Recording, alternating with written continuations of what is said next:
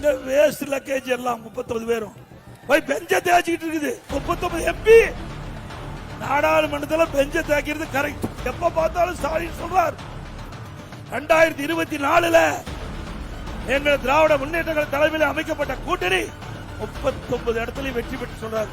என்ன செஞ்ச 40 பேர் டெல்லிக்கு போய் என்ன பண்றாங்க என்ன பண்றாங்க அப்படின்னு எடுபடி எடப்பாடி கேட்டாரு. தமிழ்நாட்டு எம்பிக்கள் பார்லிமெண்ட்ல பாஜக காரங்களை பந்தாடிட்டு வந்திருக்கிறாங்க.